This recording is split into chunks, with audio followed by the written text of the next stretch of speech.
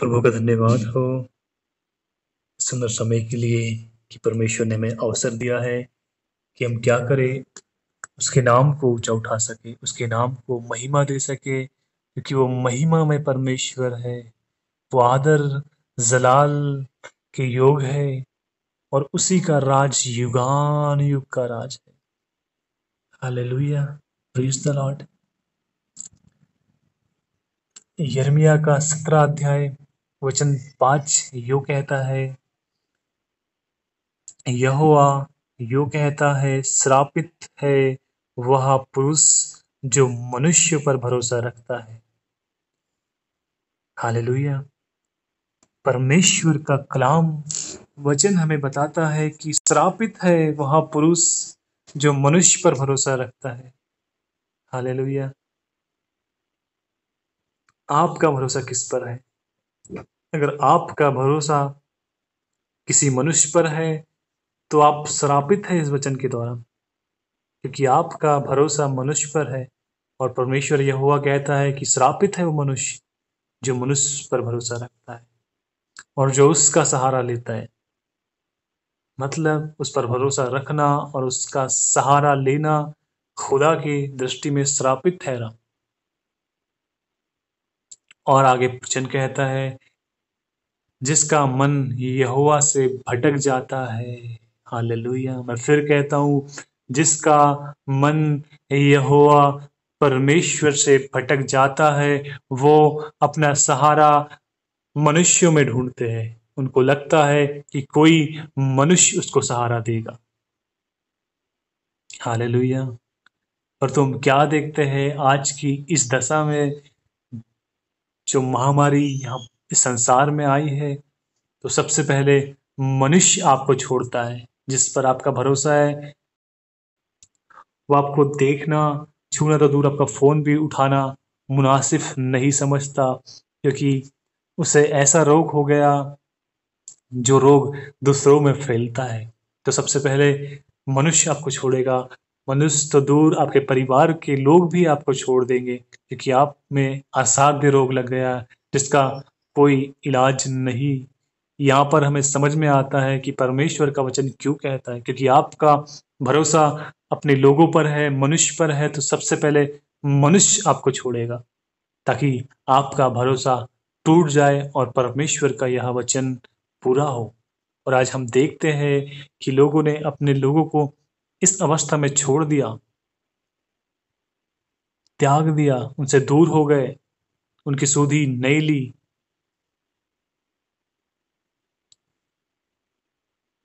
याद रखें, ये उन्हीं पर लागू होता है जिनका मन यहोवा से भटक जाता है। मतलब आपको अपने खुदा पर अब ईमान ना रहा, आप अब अपने खुदा पर ईमान नहीं रखते। आपको लगता है कि लोग आपको, आपकी नैया पार कर देंगे, लोग आपको सहारा देंगे और आप उनके सहारे सब कुछ कर लोगे, क्योंकि अब आपका मन यहोवा से भटक गया है। लेकिन धन्य है वे लोग जिनका भरोसा यहोवा पर है, जिसने परमेश्वर को अपना आधार माना हो, क्योंकि वो कभी ना त्यागता। मनुष्य में सब रिश्तों में उत्तम माँ और बेटे का रिश्ता है, उससे बड़ा और कोई रिश्ता नहीं, क्योंकि एक माँ अपने संतान को जन्म देती है, इसलिए वो रिश्ता ज्यादा भावुक और ज्यादा प्रभावशाली होता है एक दूसरे के लिए, क्योंकि वो माता उसे जन्म देती है। ये एक बड़ा रिश्ता है, क्योंकि वो पीड़ा सहकर उसे जन्म देती है, उसने पीड़ा सही है, फिर उस बच्चे को जन्म दिया है। इसलिए उसका मोह उस बच्चे पर क्या होता है, अधिक होता है, क्योंकि उसने दर्द उठाकर, कीमत देकर उस बच्चे को जन्म दिया है। ये रिश्ता है जिसे बाइबल कहती है कि एक दूध पिलाती माँ अपने बच्चे को छोड़ देगी, और छोड़ भी रही है। परमेश्वर ऐसा कहता है, छोड़ देगी, परंतु मैं यहोवा तुम्हें कभी ना छोड़ूंगा, अब से लेकर जगत के अंत तक, देखो सदैव मैं तुम्हारे साथ हूँ। हालेलुया। वो माँ अपने बच्चे को छोड़ रही है, जन्म देती वो छोड़ देती है। और कई रिश्ते ऐसे भी है कि वो अपने बच्चे होने के बाद भी किसी और पुरुष के पास चले जाती है, अपने बच्चों को, पति को जो है सब कुछ छोड़ देती है और कहीं और चले जाती है। आज उसके लिए छोड़ना आसान है, आसान है उसके लिए छोड़ना, वो छोड़ सकती है। परंतु प्रभु कभी ना छोड़ता, ना कभी त्यागता। हालेलुया। याद रखो, जो लोग ऐसा जीवन जी रहे हैं, जिनका भरोसा अपने परमेश्वर पर नहीं है, उनका मन यहोवा से भटक गया है, तो उनकी दशा देखे कैसी हो गई है। वह निर्जल देश के अधमुहे पेड़ के समान है। वो एक ऐसे पेड़ के समान है जो अधमुहे हो गए हैं, जो जो भूमि में गड़े तो है, लेकिन उनमें पत्तियां नहीं है, उनमें फल नहीं है, और उनकी शाखाएं सूख गई। भीतर से उनमें प्राण तो है, वो भीतर से जीवित तो है, परंतु उनकी दशा अधमुई हो गई है। वो अधमुए पेड़ के समान है, ना उसमें फल है, ना उनमें पत्तियां है, परंतु वो क्या है, वो मुरझाए हुए हैं, वो सूखे हुए हैं, वो अधमुही दशा में है। वो ऐसे हो जाएंगे। और वचन कहता है, और कभी भलाई को ना देखेंगे, और ऐसे लोगों को कभी भलाई देखने को ना मिलेगी, क्योंकि उनका मन यहोवा परमेश्वर से भटक गया। वह निर्जल निर्जल और लोन छाई हुई भूमि की तरह हो जाएंगे, जिनका मन यहोवा परमेश्वर से भटक गया। याद रखो, आपका मन सबसे अधिक धोखा देता है आपको। आपको मन ही बताता है ना कि आपका भरोसा किस पर है। प्रभु कहता है, मन तो सब वस्तुओं से अधिक धोखा देने वाला होता है। उसमें असाध्य रोग लगा है, उसका भेद कौन समझ सकता है। तुम्हारे मन में जो बातें आती है ना, तुम्हारा मन आपको बताता है कि ये सही है, वो गलत है, वो अच्छा है। ये सब आपके मन में आता है, और प्रभु कहता है कि मन में असाध्य रोग लगा है। आपके मन में ऑलरेडी एक रोग लगा हुआ है जो असाध्य है। उसका कोई साधन नहीं, उसका कोई उपाय नहीं है। आपके मन को एक ऐसे रोग ने घेर लिया। उसका भेद कौन समझ सकता है? केवल वही यहोवा, जो मनो की खोजता है और मनो को जांचता है, और तुम्हारे हृदय को जांचता है, ताकि प्रत्येक जन को उसके चाल चलन के अनुसार, अर्थात उसके कामों का फल दूं। हालेलुया। आपके मन को खोजने वाला प्रभु है। वो आपके मन को भी जानता है कि आपके मन में क्या चीज चल रही है। वो आपके हृदय को जांचता है। हालेलुया। हम देखते हैं कि किसी का ब्लड प्रेशर हाई हो जाता है, तो डॉक्टर उसके हृदय को जांचता है, देखता है भाई क्या हो गया। पता चल रहा है कि भाई इसका ब्लड प्रेशर हाई हो गया। क्यों हाई हो गया? क्योंकि इसके मन में असाध्य रोग लगा है। यहाँ वहाँ की बातें सोच सोच कर इसने इसके मन में घबराहट आने लगी, और इसका हृदय तेजी से धड़कने लगा, और ये ये इसका ब्लड प्रेशर हाई हो गया। क्योंकि आपके मन में रोग लगा है, उस रोग के कारण आपका हृदय, आपका बीपी बढ़ गया, क्योंकि आपने मन में सोच लिया इधर उधर की बातें, यहाँ वहाँ की बातें। तो क्या हुआ? रिजल्ट आपको आपके हृदय में देखने को मिला। हृदय डिस्टर्ब हो गया, और उसके कारण आपका बीपी बढ़ गया। आप घबराहट में आ गए, और ज्यादा देर इस घबराहट को आप सहोगे तो आपको दिक्कत हो सकती है। इसलिए कई लोगों को हार्ट अटैक आ जाता है। क्यों? क्योंकि उनके मन में असाध्य रोग लगा है। वो मन में घबरा गए परिस्थिति को देखकर। मन ही मन उन्होंने क्या किया? बहुत सारी चिंता कर ली, और जब चिंता बढ़ गई तो वो चिंता है उनके शरीर में, उनके खून में फैलने लगी, हृदय में आई। हृदय भी उससे क्या हुआ? घबरा गया, और वो भी तेजी से काम करने लगा, बहुत तेजी से। इसके कारण आपका ब्लड तेजी से फ्लो होने लगा, आपके शरीर में प्रॉब्लम होने लगी। और आपने देखा तो आपको पता चला कि आपका बीपी बढ़ गया है, आपका ब्लड का बैलेंस हाई हो गया है, सामान्य नहीं है। और ये हाई होना प्रॉब्लम वाली बात है। या आपके हार्ट को भी अटैक लेकर आ सकता है, या फिर आपके ब्रेन की कोई भी नस आप फाड़ सकता है। ये इतना प्रॉब्लम आपको दे सकता है। क्यों? शुरुआत आपके मन से होती है। मन में यहाँ वहाँ की बातें आई, और उसको सुनकर आप घबरा गए। घबराने के कारण आपका हार्ट तेजी से धड़कने लगा, और आपने जान लिया कि भाई मेरा बीपी बढ़ गया, बेचैन हो गए। अब आप बेचैन होने लगे। कहाँ से? मन से। मन में क्या है? असाध्य रोग है। उसके भेद को कौन समझ सकता है? केवल वही यहोवा, जो मनु को जांचता है। और हृदय को जांचने वाला प्रभु है। वो प्रत्येक की चाल चलन के अनुसार उनको फल देगा। Hallelujah, praise the Lord, hallelujah. परमेश्वर का वचन कहता है, हे यहोवा, हे इज़राइल के आधार, जितने तुझे छोड़ देते हैं वे सब लज्जित होंगे। हालेलुया। बहुत से लोग आते हैं प्रभु के पास, प्रभु में आएंगे, हमारी ये प्रॉब्लम है, दुआ करे, ये समस्या है, दुआ करे। आप दुआ करोगे, वो ठीक हो जाएंगे, वापस चले जाएंगे, वापस चले जाएंगे। तो क्या होगा? जितने लौट गए हैं खुदा के पास, जितनों का मन यहोवा से भटक गया, वे सब लज्जित होंगे। वो लज्जित होंगे क्योंकि उन्होंने इज़राइल के परमेश्वर यहोवा को छोड़ दिया। छोड़ देते लोग, उनके लिए आसान है, उनके लिए ब्लेसिंग मायने रखती है कि प्रभु ये दे, अरे प्रभु वो दे, और जब दे दिया तो चले गए कि उनको यही चाहिए था, प्रभु नहीं चाहिए था। आज लोग प्रभु को नहीं चाहते परंतु ब्लेसिंग को चाहते। प्रभु दे दे, आपको बहुत फोन करेंगे, भैया हमारे दुआ करो, दुआ करो, ये मिल जाए, वो मिल जाए। मिलते ही हम बीमारी में हैं, हमें ठीक कर दो, प्रभु ठीक कर दे। ठीक होते ही गोल उनका फोन आना बंद, ठीक हो गया वो, समझ लो वो ठीक हो गया, उनको मिल गया। अब उनको प्रभु की जरूरत नहीं है। उन्होंने क्या किया?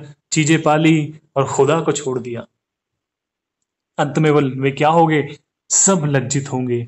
जो तुझसे भटक जाते हैं उनके नाम भूमि पर लिखे जाएंगे। याद रखो, जितने यहोवा परमेश्वर से भटक गए उनके नाम भूमि पर लिखे जाएंगे। उनके नाम जीवन की पुस्तक पर नहीं होंगे परंतु भूमि पर लिखे जाएंगे। हमने देखा कि जब एक स्त्री व्यभिचार में पकड़ी गई, उसे शास्त्री फरीसी यीशु के पास लेकर आए और उससे कहे कि हमारी व्यवस्था में लिखा है कि कोई भी व्यभिचार करते हुए पकड़ा जाए तो उसको पथराव करके मार दिया जाए।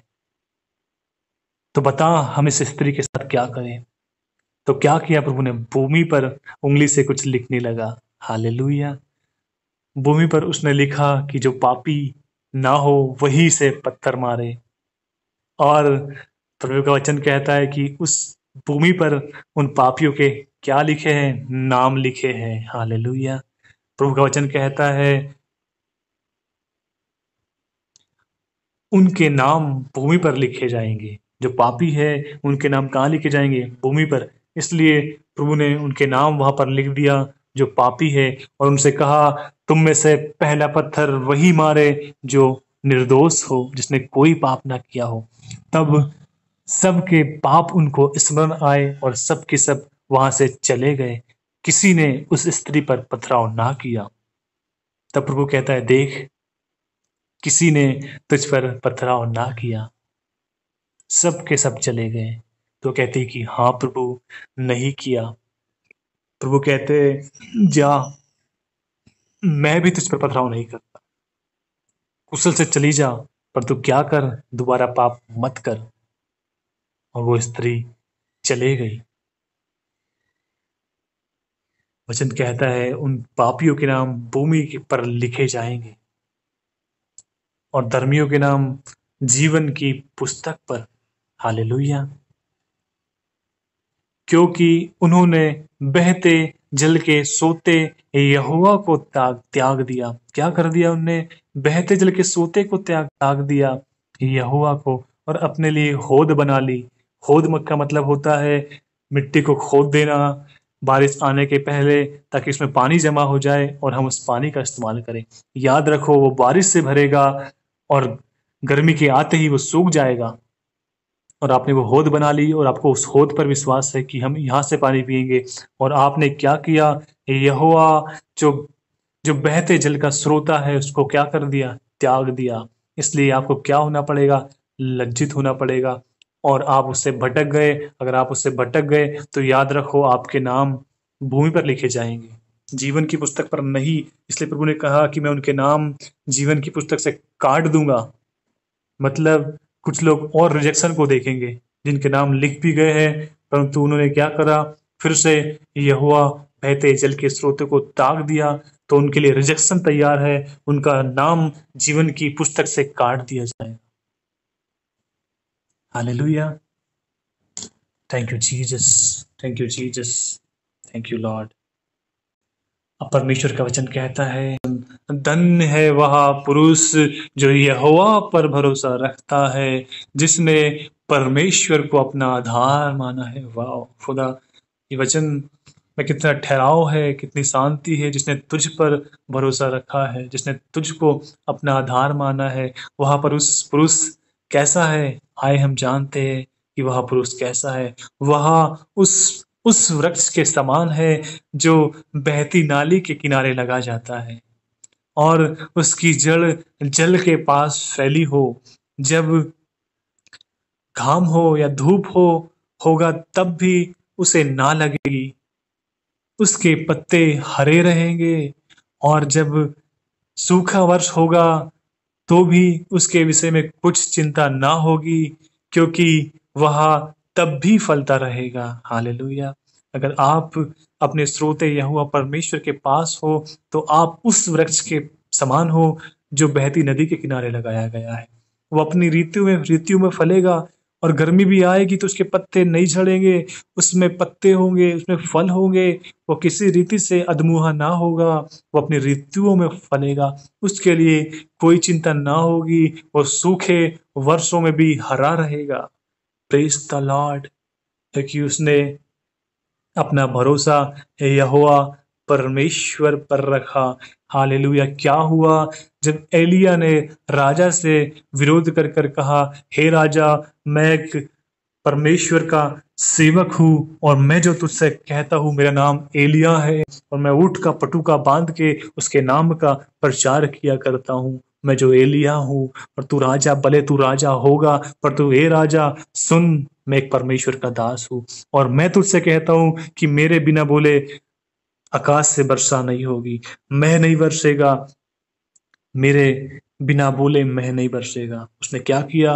राजा को चैलेंज किया, और जब चैलेंज किया उसके बाद वो गया परमेश्वर के चरणों में और बैठा और कहा कि हे परमेश्वर, मैंने कहा है कि मेरे बिना बोले मैं नहीं बरसेगा, मैं तेरा सेवक हूँ, मैं तेरा दास हूँ, मैंने उससे बोल दिया है, इसलिए तू क्या कर, तू अब मेरे को ना वर्षा, मेरे को बंद कर दे, आकाश को बंद कर दे। और वो गिड़गिड़ा के प्रार्थना करने लगा। एलिया भले परमेश्वर का सेवक है, अधिकार रखता है, उसने अपने अधिकार का इस्तेमाल कर दिया। अब वो खुदा का सेवक है, भले उसने गलत कमिटमेंट कर दी कि आकाश में बारिश बंद हो जाएगी, अगर बारिश बंद हो जाएगी तो जीवन डिस्टर्ब हो जाएगा, खाने पीने की वस्तुएं नहीं मिलेगी, अकाल पड़ जाएगा। तो भी वो एक सेवक था। तो परमेश्वर ने क्या किया? उसकी बातों को आदर किया और उसकी बातों को माना। भले उसने गलत प्रॉमिस कर दिया कि मेरे कहे बगैर पानी नहीं गिरेगा। अब इस पानी ना गिरने से कितने लोगों को नुकसान होगा? बहुत लोगों को। परंतु क्या है, वो यहोवा के दृष्टि में धर्मी है, क्योंकि उसने अपने आधार को, अपना यहोवा को अपना आधार माना है। अब उसने भले एक गलत कमिटमेंट करके आ गई कि हे राजा, मेरे कहे बगैर बारिश ना होगी, वर्षा ना होगी, और उसने अपने अपने प्रभु से प्रार्थना की और प्रभु ने क्या किया? उसकी प्रार्थना को सुन ली, क्योंकि वो परमेश्वर का भय मानता है, क्योंकि उसने अपने बहते स्रोते को नहीं त्यागा। और और क्या किया परमेश्वर ने? उसके कहे अनुसार 3.5 वर्ष वर्षा को बंद कर दिया और अकाल हो गया। तब अकाल हो गया, तब प्रभु ने उसी एलिया को कहा, एलिया क्या कर, सारबात नगर जा, वहां पर एक मेरी दासी है जो अकाल को फेस कर रही है। अब तेरे कहे से अकाल तो आ गया, अब जा, अब जा, तू उसे जाकर बस कर। तब एलिया वहां जाता है और उस स्त्री के घर जाकर उससे कहता है, मुझे पानी पिला और मेरे लिए कुछ खाने को लेकर आ। जब वो स्त्री उसके लिए लेकर आती है तो उसके ग्रहण करने से उस स्त्री के यहाँ आटे की भरपूरी हो जाती है और वो स्त्री और उसका कुटुंब पूरे अकाल में खाता है। उसी एलिया के द्वारा प्रभु से ब्लेस करता है। जिस एलिया के द्वारा अकाल आया, उसी एलिया के द्वारा ब्लेसिंग भी आई। खुदा मैनेज करना जानता है और खुदा ने अपने लोगों को उस अकाल में से बचाया।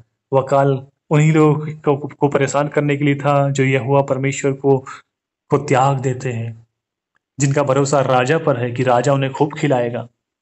राजा धनाढ़ है, उसके पास बहुत पैसा है, बहुत धन है, उसकी रसोई में बहुत बहुत बहुत अनाज है, हम खा लेंगे। तो क्या हुआ, 3.5 साल सब कुछ बंद,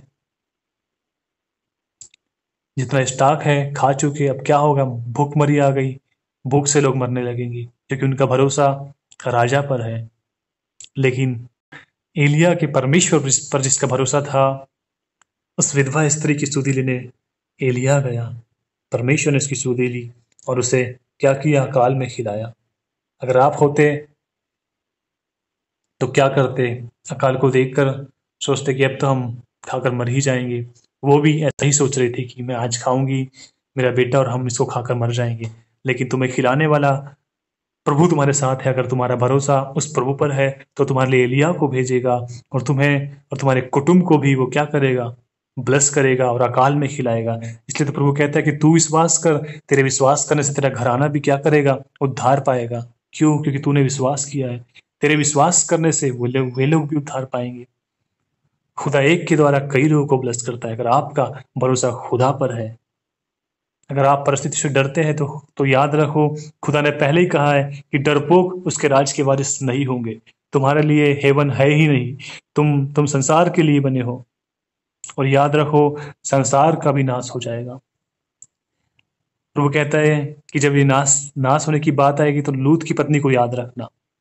लूत की पत्नी को, भले लूत धर्मी था, उसके बच्चे परिवार पर प्रभु की दृष्टि थी, प्रभु ने उन्हें बचाने के लिए जब तक वो उस नगर में थे, उस नगर को नाश नहीं किया। और उसके पास मैसेज भेजा, हे लूत, क्या कर, अपनी पत्नी बच्चे परिवार को लेकर वहां से निकल जा, क्योंकि मैं उस नगर को नाश करने पर। लेकिन क्या हुआ, वो सब निकल गए। लेकिन उसकी पत्नी के मन में क्या था, संसार था। उसको उसका घर दिखाई दे रहा था कि मेरा घर है इस नगर में, मेरी मेरी बहुत सारी चीजें हैं जिसे हमने मेहनत से बनाए हैं, मेरा ये है, मेरा वो है। वो सब उसे क्या कर रहा था, खींच रहा था, क्योंकि उसके मन में यहोवा परमेश्वर ना था, परंतु संसार था, संसार की चीजें थी। इसलिए उस चीजों ने क्या किया, उसे खींच के रखा। उसका लगाव उन चीजों के साथ था कि मेरी चीजें भी इस नगर में नाश हो जाएंगी, मैं कैसे उन्हें बचा लूं। ये चीजें उसके मन में थी। और उसने क्या किया, क्या किया उसने, पीछे पलटकर देख लिया, परंतु परमेश्वर की आज्ञा थी कि पीछे पलटकर ना देखना। परंतु उसने क्या किया, परमेश्वर की आज्ञा को तोड़ी, और वो उन चीजों का लालच ने उसे उसके और देखने के लिए मजबूर कर दिया। और जैसे उसने पीछे देखी, वो नमक का खंभा बन गई, वो नमक का खंभा बन गई। याद रखो, प्रभु ने कहा है कि तुम इस संसार के नमक हो। अगर नमक बिगड़ जाए तो किसी काम का नहीं, ना उसकी खाद बनेगी, ना और कोई इस्तेमाल होगा, उसको उठाकर फेंक दिया जाएगा। और वो नमक बन गई, अब वो कोई काम की नहीं रही। अगर वो पीछे ना देखती और अपने परिवार के साथ चलती, यहोवा की ओर देखती, संसार की ओर नहीं। संसार की ओर देखेंगे तो संसार नाश होने पर है, याद रखे। अगर तुम भी अट्रैक्ट हो संसार के साथ तो यही हसर होगा। इसलिए उसने कहा कि अंतिम दिनों में लूत की पत्नी को याद रखो। शायद लूका 17 में आपको देखने को मिल जाए। क्यों लूत की पत्नी को याद रखो? क्योंकि उसको संसार प्रिय था, उसकी चीजें प्रिय थी, उसे वो चीजें खींच रही थी। इसलिए उसने देखा कि कहीं मेरी चीज, मेरा घर तो नहीं जल रहा है। उसने देखा और वो आग का खंभा बन गई। और नमक कोई काम का नहीं, उसे फेंक दिया जाता है। अब उस नमक को किस चीज से आप और नमकीन कर सकते हैं? वो अब कोई काम का नहीं, उसे उठाकर क्या करेंगे, फेंक देंगे। इसलिए याद रखे, परमेश्वर ने आपको अवसर दिया है, तो क्या करें। हम देखते हैं एक और वचन, परमेश्वर का वचन कहता है, अगर आप जीवित हैं तो उसका धन्यवाद करो, आप उसकी महिमा के लिए बनाए गए, सर्जे गए। अगर आप नहीं कर रहे हैं और पाप में जीवन जी रहे हैं, संसार में जीवन जी रहे हैं, तो आज परमेश्वर का वचन आपसे बात करता है। रोमियो की पुस्तक अध्याय 2 वचन 4 यो कहता है, क्या तू उसकी कृपा और सहनशीलता और धीरज रूपी धन को तुच्छ जानता है? हालेलुया। खुदा अगर तुझ पर कृपा कर रहा है, अपनी सहनशीलता दिखा रहा है और धीरज रख रहा है, तो यह उसका धन है कि वह पापी मनुष्य को तुरंत दंड नहीं दे रहा है। वो क्या कर रहा है? उस पर कृपा कर रहा है, उसको सह रहा है कि वो आज नहीं तो कल बदल जाएगा। उस पर दृष्टि कर रहा है, इस उम्मीद से उसे देख रहा है कि वो आज भले गलत जीवन जी रहा है, कल वो बदल जाएगा। परंतु आपको परमेश्वर अवसर दे रहा है, तो आप उसके धीरज रूपी धन को तुच्छ जान रहे हैं, तुच्छ जान रहे हैं, उसकी करुणा को, उसकी कृपा भलाई को तुच्छ जान रहे हो। तो वचन कहता है और कहा, और यहाँ नहीं समझता कि परमेश्वर की कृपा तुझे मन फिरा को सिखाती है। अगर वो तुझ पर कृपा कर रहा है तो इसलिए कर रहा है कि मन फिरा, परमेश्वर की ओर मन फिरा। वो लोग सोचते हैं कि हम पाप कर रहे हैं, गलत जीवन जी रहे हैं, हमें तुरंत दंड नहीं मिल रहा है तो कोई परमेश्वर नहीं है। अरे याद रखो, अंत में सब बातों का न्याय होगा, भली और बुरी वह हर एक को उसके कामों के अनुसार बदला देगा। आप किधर हो? आपको परमेश्वर अगर मन फिराने का अवसर दे रहा है तो अपने मन को फिराए परमेश्वर की ओर। उसकी कृपा और सहनशीलता वो आपको सह रहा है, आपके पापों को सह रहा है। याद रखो, किसी को सहना बड़ा मुश्किल होता है। अगर आपके ऊपर कोई ऐसा मनुष्य है जिसको आपको सहना पड़ रहा है, तो आप सच में दुनिया के सबसे सबसे अभाग्यशाली मनुष्य है कि आपको सहना पड़ रहा है। आपको ये चीज सहना पड़ रहा है जो आप नहीं चाहते। मतलब आप एक दासता में हो और आपको उसको सहना पड़ रहा है। सहनशीलता, किसी को सहना, किसी की बातों को सहन करना और चुप रहना, ये कठिन है हर एक मनुष्य के लिए। सबसे ज्यादा आपको पता है, किसी की बातें आपको चोटिल करती है, घायल करती है, वो आपके हृदय को आर पार छेदती है। अगर आपसे कोई बुरी बात करे या आपको नीचा दिखाने की बात करे, आपसे रॉन्ग टोन में बात करे, तो वो बात आपके हृदय को छेदती है और आर पार छेदती है। ये कठिन है सहना, सहनशीलता। फिर भी खुदा आपके पापों को, आपकी गलतियों को सहते जाता है, सहते जाता है, सहते जाता है और चुप है, क्योंकि वो धीरज धरता है। वो धीरज का परमेश्वर है और आपको मन फिराने का अवसर देता है। लेकिन आप लगे हो संसार में ही वही चीज, बार बार फिर वही चीज, फिर वही चीज, फिर वही चीज। याद रखे, हर एक चीज का समय है। जब दूल्हा आएगा तो जो अपने समय पर जागती पाई जाएगी, दुल्हन उन्हीं को लेकर जाएगा। जो सो रही है वो सो रही है, उनका समय चले गया। और सोने के बाद जब दरवाजा बंद होगा, फिर उठकर कितना भी खटखटाओ नहीं खुलेगा, क्योंकि द्वार बंद होने का भी समय है। समय के भीतर उसमें प्रवेश करो और जागते रहो, क्योंकि दूल्हा आधी रात को आएगा। क्या पता दूल्हा आधी रात को आएगा, तुम जागते रहो। बंद होने के बाद किसी के लिए नहीं खोला जाएगा। समझ रहे हो? इसलिए ध्यान से चलो, कैसा चलते हो। अंत के दिन निकट है, अपने बुलाए जाने को समझो। परमेश्वर तुम्हें मन फिराने का अवसर दे रहा है, तो उस अवसर को बहुमूल्य जानो, क्योंकि समय बुरा है और अवसर अच्छा है। अवसर को पकड़ लो और यहोवा परमेश्वर की ओर फिरो। अपने अपने बहते सोते को कभी मत त्यागो। परिस्थिति कैसे भी हो, निकल जाएगी। और और वचन कहता है कि जो लोग परमेश्वर से प्रेम करते हैं उनके लिए सारी बातें भलाई को लेकर आती है। अगर वचन को क्लेम करना सीखो। अगर आप प्रॉब्लम में हो तो कहो अपनी प्रॉब्लम से कि जो लोग परमेश्वर से प्रेम करते हैं उनके लिए सारी बातें भलाई को लेकर आएगी। तो आपके लिए भलाई को लेकर आएगी। भले उसमें बुराई है, आपको लगता है कि कुछ नहीं हो सकता, फिर भी आप बोलना स्टार्ट करें अपनी परिस्थितियों में और खुदा काम करेगा। इसका मतलब ये है कि तुम अब भी परमेश्वर पे भरोसा रखते हैं, भले परिस्थिति विपरीत है। क्या हुआ जब जब चेले कश्ती में थे और आंधी आई? याद रखे, वो समुद्र में थे और समुद्र इतना विशाल होता है, जहां तक आपकी दृष्टि जाएगी वहां तक पानी ही पानी, कोई किनारा आपको दिखाई नहीं देगा। ऐसे समय में लहरें उठी, आंधी आई, और पानी उसे कश्ती डूबी जा रही थी। धीरे धीरे पानी कश्तियों में आ रहा था और वे लोग घबरा गए। चेले घबरा गए और प्रभु सो रहा था। प्रभु सो रहा था, चेले घबरा गए। उन्हें लगा कि अब हम मर जाएंगे, क्योंकि समुद्र में डूबकर कौन बच सकता है, कौन इतना तैर सकता है किनारे तक? कोई नहीं, कोई नहीं। उन्हें उन्हें लग रहा था, उन्हें ये महसूस हो गया था कि अब हम नहीं बच सकते। इसलिए वो घबरा गए और कहते कि हे प्रभु, तू सोता है। हे स्वामी, तू सोता है और देख हम मरने पर है और तू सोता है। प्रभु कहता है, हे अल्प विश्वासियों, कहाँ गया तुम्हारा विश्वास? और खुदा ने आंधी को डांटा। वही आंधी को जो इन्हें लग रहा था कि आंधी हमें मार देगी, उसी आंधी को किसने डांटा? प्रभु ने डांटा। और क्या हुआ? वो थम गई, थम गई और वे लोग बच गए। ऐसे ही आपकी परिस्थिति कैसी भी क्यों ना हो, अगर आपकी लाइफ में प्रभु यीशु मसीह सो रहा है, अगर आपने उसे सोने दिया है, तो याद रखो, वो परिस्थिति छोटी हो या बड़ी, वो आपको बेचैन कर देगी। वो आपको इतना ही डरा देगी जितना चेले डर गए थे, और आप भी उतना ही डर जाओगे और आपको लगेगा कि अब कुछ नहीं हो सकता, कुछ भी नहीं हो सकता। क्योंकि आपके पास प्रभु तो है, परंतु आपने प्रभु को सोने दिया, क्योंकि आप प्रार्थना नहीं कर रहे ना। आप प्रार्थना नहीं कर रहे, आप भी सो रहे हैं, प्रभु भी सो रहा है, कोई दिक्कत नहीं। होने दो जो हो रहा है, सब सो।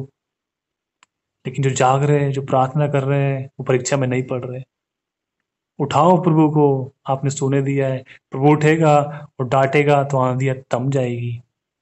उठाने का मतलब प्रार्थना करो प्रभु से उन परिस्थितियों के लिए, और जैसी आप प्रार्थना करेंगे, प्रभु तक की प्रार्थना पहुंचेगी। प्रभु आपके लिए जाग जाएगा, क्योंकि आप सो रहे थे अब तक।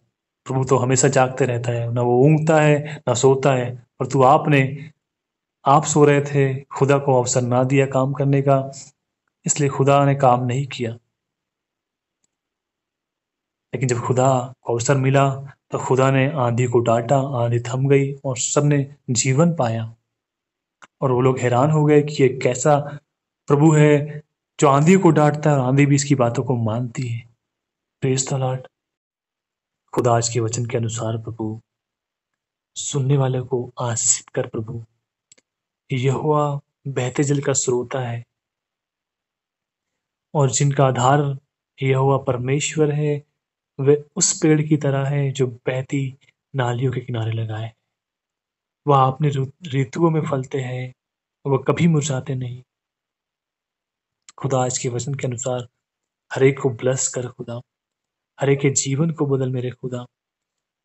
प्रभु हमारा भरोसा मनुष्य पर नहीं, परंतु आप पर हो खुदा। हम हर परिस्थितियों में प्रभु आपकी ओर देखने पाए मेरे खुदा, समस्याओं की ओर नहीं, परंतु हमारे प्रभु की ओर हम देखने पाए खुदा। ऐसी दृष्टि हमें दे खुदा, हम इन परिस्थितियों में कह सके कि जो लोग परमेश्वर से प्रेम करते हैं, उनके लिए सारी बातें भलाई को लेकर आती। हम उन परिस्थितियों में भी भलाई को देखें, क्योंकि वचन कहता है कि जब तुम नाना प्रकार की परीक्षाओं में पड़ो, क्योंकि हमारा प्रभु उसमें से भलाई निकालने वाला प्रभु है। वो हमारे लिए भलाई निकाल कर लेकर आएगा। कब?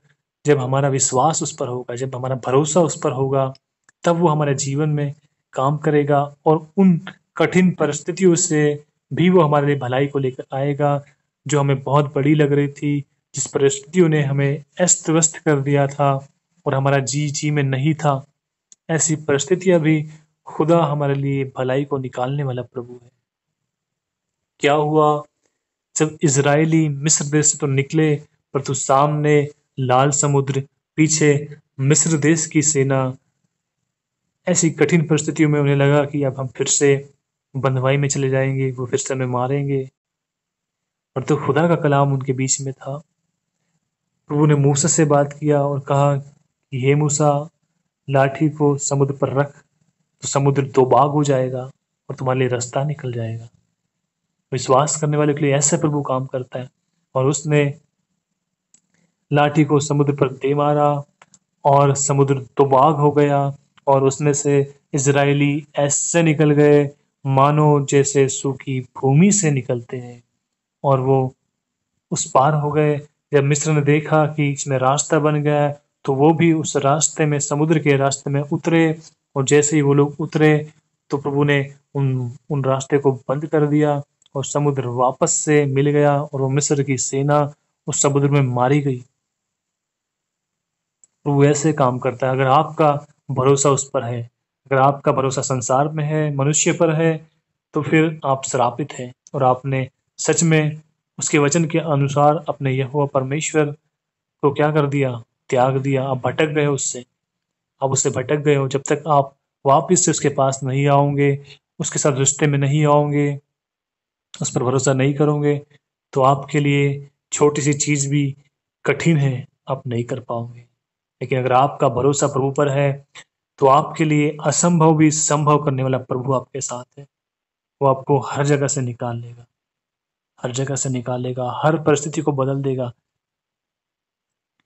जब अकाल था, तो उस विधवा स्त्री को एलिया के द्वारा उसने ब्लेस किया।